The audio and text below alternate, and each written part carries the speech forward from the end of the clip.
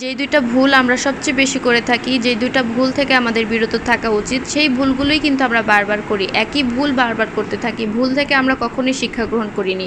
প্রথমত, আপনার সুখ আপনি কারোর সাথে শেয়ার করবেন না। আপনার কষ্ট আপনি কারোর সাথে শেয়ার করবেন না। কারণ মানুষ মানুষের সুখ দেখতে পারে না। আপনি যে খেয়ে পরে ভালো আছেন, সুখে আছেন, শান্তিতে আছেন, সেটা কিন্তু আরেকজনের সহ্য হবে না।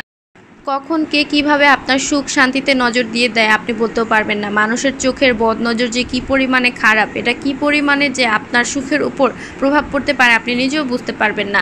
মানুষের চোখের যে একটা হাহাকার আছে, এটা আপনার সুখ শান্তি নষ্ট করে দিবে। আপনি সুখে আছেন এই কথাটা একেবারেই শেয়ার করবেন না। মানুষ মনে করে কি যে আমি সুখ শেয়ার করলে আমার সুখ বাড়বে। মানুষ এটাও মনে করে যে আমার দুঃখটা যদি আমি কারোর সাথে শেয়ার করি আমার দুঃখটা কমে যাবে।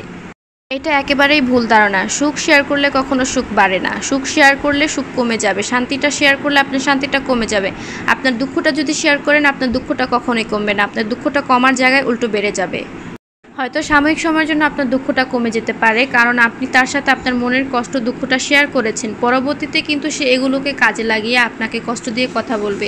এর জন্য আপনার দুঃখ কিন্তু কমেনি। আপনার দুঃখ কমার জায়গায় আরও বেড়ে গিয়েছে। আপনার মনে হতে পারে তখন যে না, আমার এই কথাগুলো তার সাথে বলা উচিত হয়নি।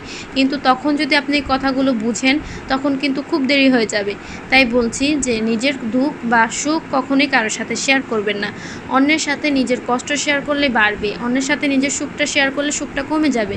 নিজের সুখ নিজের মধ্যেই। অনেক সময় আমার মনে চায় যে আমি যে এখন ভালো আছি বা কষ্টে আছি কারোর সাথে শেয়ার করি, কিন্তু পরবর্তীতে চিন্তা করি যে আমার সুখের কথা আমার দুঃখের কথা যদি আমি কারোর সাথে শেয়ার করি তাহলে এটা কখনোই বাড়বে না, আবার কমে যাবে।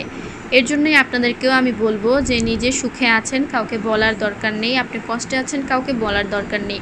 একমাত্র আল্লাহ তাআলাকে কষ্টের সময় স্মরণ করবেন, সুখের সময়ও স্মরণ করবেন। আল্লাহ তাআলা সব কিছুর মালিক। আপনি কোনো বিপদে পড়লে আল্লাহ তাআলা আপনাকে উদ্ধার করবে। সব সময় আল্লাহ তাআলাকে স্মরণ করতে হবে। যে কোনো পরিস্থিতিতে, যে কোনো অবস্থায়, ভালো খারাপ, সুখে দুঃখে কষ্টে আল্লাহ তাআলাকে স্মরণ করতে হবে। আপনার মনে রাখতে হবে আপনার সুখ দুঃখের সাথী একমাত্র আল্লাহ তাআলাই। আপনি যার কাছে মনের কথা খুলে বলতে পারবেন, যার কাছে আপনার সুখের কথা বললে কমবে না, যার কাছে আপনি দুঃখের কথা বললে বাড়বে না, সব কিছুর মালিকই কিন্তু আল্লাহ তাআলা। আল্লাহ তাআলার কাছে সবসময় চাইবেন।